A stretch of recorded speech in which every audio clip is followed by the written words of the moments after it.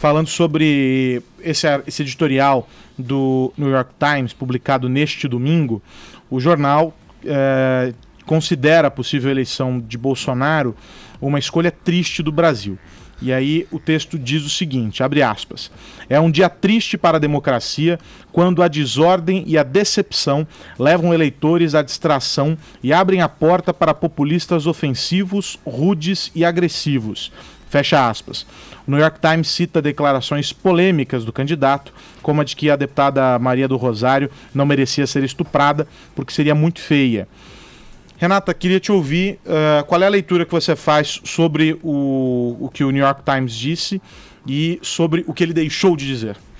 Na verdade, a mídia, as grandes mídias, né, as mídias tradicionais de forma geral aqui fora, sempre se ausentam ou se esquecem, não sei se propositadamente ou não, de quem é que está do outro lado. Eu repito e reitero isso, que muita gente que vota no Bolsonaro não é bolsonarista. Muita gente que vai votar nele contra o PT é simplesmente por ser contra o PT. Então, quando eles levantam a bola de que é uma decisão triste, o que seria mais triste? Na minha opinião, é mais triste ter a volta do PT. Cada um tem uma leitura e assim se faz a democracia. Mas na minha visão, você ter um PT do lado contrário, que sempre flertou com a ditadura, não só flertou por amizade do Lula com ditadores, etc., como financiou com o nosso dinheiro, meu e o seu, ditaduras socialistas. Gabão, Congo, Venezuela, Cuba, Angola, Guiné Equatorial e etc. Então você falar de que o Bolsonaro é grosseiro, concordo, ele é grosseiro mesmo. Falar que ele é chucro,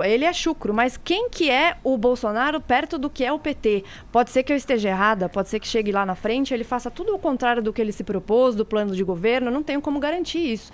Agora, você fazer um editorial falando de uma decisão triste, sem mostrar quem é o outro lado, e por que o Bolsonaro se tornou, mesmo sendo, como ele fala, deputado do baixo clero, se tornando esse catalisador anti-PT, anti-esquerda, eu acho que deixa os leitores do New York Times muito enviesados, porque não se tem parece que todo brasileiro resolveu votar no Bolsonaro assim, espontaneamente. Não foi isso que aconteceu. Agora, Joel, é claro, a Renata fala sobre o leitor do New York Times e a gente vai entender esse leitor como o norte-americano que lê o New York Times. Mas e o brasileiro? O eleitor brasileiro que consome informações também oriundas da imprensa internacional, qual é o cuidado que se deve tomar? Não, sempre lembrar que quando um jornal como o New York Times, como é que ele ganha informação sobre o Brasil? Ele tem as pessoas que conversam lá com ele, jornalistas brasileiros que estão no exterior, têm os seus contatos.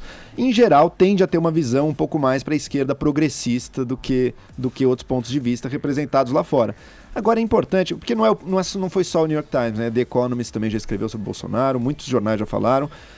Para um cidadão americano, para um cidadão europeu, o Bolsonaro ele representa assim, valores muito diferentes e muito opostos ao que esses países entendem como normalidade institucional, respeito às leis, igualdade e todo o resto. Não pelo medo que o Bolsonaro não cumpra aquilo que ele fala, mas justamente pelas coisas que ele fala, pelo medo de que ele faça aquilo que ele fala. A defesa da tortura, a defesa do regime militar, a ideia de armar a população, a ideia de permitir que a polícia mate até inocente sem que seja processada por isso, descaso absoluto com o meio ambiente, enfim, descaso com a institucionalidade, com a democracia, enfim, são valores que estão muito distantes do que a grande parte dos cidadãos aí que leem notícia na Europa, nos Estados Unidos e que discutem política entendem que seja o aceitável. E o que fez ter aquela divergência com a própria Marine Le Pen também, né? As coisas do líder de extrema-direita, mas que não se vê ali nas falas do Bolsonaro. A coisa, né, da homofobia que pega muito forte na campanha dele, e hoje em dia, claro, ele maneirou o discurso, mas a campanha ainda está eivada de um sentimento de uma visão combativa, como se os gays fossem uma classe contra a qual eles se erguem e lutam contra porque